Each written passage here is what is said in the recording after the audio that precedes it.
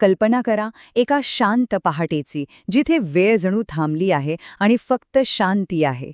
इथेच एका दिव्य कहाणीची सुरुवात होते. ही कहाणी आहे एका वचनाची, अशा भविष्याची जे अनंत काळात आधीच लिहिलेलं आहे.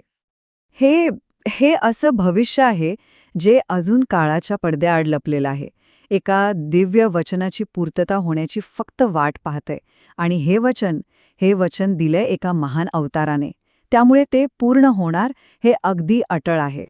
तर मग चला, या दिव्य दृष्टांतामध्ये जरा खोलवर जाऊया. कारण हे तेच दर्शन आहे जे स्वतः श्रीपाद श्रीवल्लभांनी आपल्या भक्तांना दिलं होतं. भविष्यात काय घडणार आहे त्याची एक छोटीशी झलक. श्रीपाद प्रभू काय म्हणाले होते माहितीये? ते म्हणाले, कलियुगात माझी कीर्ती सगळीकडे पसरेल.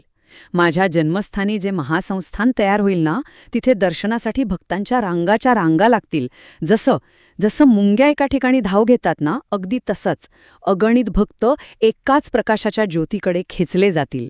पण मग प्रश्न पडतो की इतकं मोठं भाग्य लिहिलं कसं जातं? असे कोणते वैश्विक नियम आहेत ज्यानुसार जीवांचे नशीब आणि देवांची कृपा चालते? काय रहस्य आहे यामागे? या प्रश्नाचं उत्तर दडलंय कर्म आणि कृपा यांच्या एका अदृश्य खेळात. आपण याला दैवी बुद्धिबळाचा पट असेही म्हणू शकतो, जिथे अगदी प्रत्येक हालचालीवर लक्ष ठेवलं जातं. बघा, बुद्धिबळाच्या पटावर जशी 64 घरं असतात ना, अगदी तसंच या सृष्टीमध्ये जीवनाचे 64 प्रकार आहेत, म्हणजे 64 योनी. आणि असं म्हणतात की वैकुंठ लोकात श्रीमन महाविष्णू आणि महालक्ष्मी या पटावरच्या प्रत्येक जीवाच्या कर्माचे आणि त्याच्या परिणामांचे साक्षीदार असतात. आणि हे काम कसं करतं माहितीये? जेव्हा कोणताही जीव अगदी निस्वार्थपणे एखादं चांगलं काम करतो, तेव्हा त्या वैश्विक शक्तींचं लक्ष त्याच्याकडे जातं. आणि मग त्याच कर्माच्या आधारावर त्याच्यावर दैवी अनुग्रह होतो, त्याला कृपा मिळते. ठीक आहे, मग या दैवी कृपेला पात्र कसं व्हायचं आणि त्या महान भविष्यासाठी स्वतःला तयार कसं करायचं? चला, आता या वैश्विक पातळीवरून आपण साधकाच्या वैयक्तिक, त्याच्या आत्मिक प्रवासाकडे वळूया. बघा, प्रत्येक जीवाला दिव्यात्मा होण्याची इच्छा असतेच, आणि त्यासाठी तो काय करतो? योगपद्धती, मंत्रजप, यज्ञयाग आणि धर्मकार्य यांसारख्या वेगवेगळ्या मार्गांचा वापर करून साधक स्वतःला शुद्ध करतो. ही सगळी चांगली कर्म आहे ना, ती शरीरातल्या आत्मज्योतीला प्रज्वलित करतात. आणि ह्या ज्योतीच्या प्रकाशाने नाडीशुद्धी होते, म्हणजे आपल्या सूक्ष्म ऊर्जा मार्गांची शुद्धी. यातून साधकाला अनेक शारीरिक, मानसिक आणि आध्यात्मिक शक्ती मिळतात. आणि मग असा शुद्ध झालेला आत्माच त्या महान भविष्याचा साक्षीदार किंवा भाग बनायला पात्र ठरतो. इथूनच दैवी अनुग्रहाचा मार्ग खुला होतो.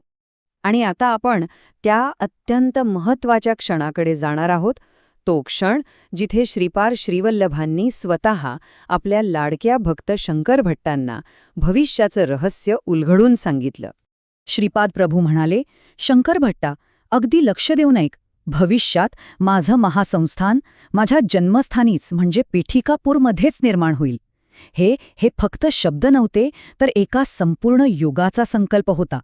चला, आता या भविष्यवाणीतले तपशील बघूया, जे एका महानगराच्या आणि एका महान श्रद्धास्थानाच्या निर्मितीची रूपरेषा सांगतात. प्रभूंनी पुढे काय सांगितलं ते ऐका. श्रीपीठिकापूर, श्यामलांबापूर आणि वायसपूर अग्रहार ही तिन्ही गावं मिळून एक मोठं महानगर बनेल. आणि तिथे माझ्या जन्मस्थानी एक भव्य देवस्थान उभं राहील. इतकंच नाही, तर या संस्थानाचा पुजारी म्हणून वसिष्ठ महामुनींचा अंश घेऊन जन्मलेला एक महान साधक नेमला जाईल. आणि मग ते पुढे म्हणाले, त्याच्याबरोबर मी किती दिव्य लीला करेन याला काही अंतच नाही. प्रत्येक क्षणी दिव्य लीला आणि दिव्य विनोद हे चालतच राहतील. हे वचन त्यांच्या अखंड अस्तित्वाची आणि त्यांच्या कृपेची साक्ष देतं. आणि या कथेचा शेवट तो होतो एका अशा भावावर जो शब्दांच्या पलीकडचा आहे. तो भाव आहे त्यांच्या प्रेमळ आणि चिरंतन अस्तित्वाचा, जो फक्त एका साध्या स्मितहास्यात सामावला आहे. हे सगळं बोलून झाल्यावर श्रीपाद प्रभूंनी एक मंद हास्य केलं. आहाहा, ते दिव्य हास्य पाहण्यासाठी हजारो जन्मसुद्धा कमी पडतील, कारण त्या एकाच हास्यात संपूर्ण ब्रह्मांडाचं प्रेम, करुणा आणि आश्वासन सगळं काही सामावलेलं होतं. श्रीपाद श्रीवल्लभाचा जय जयकार असो.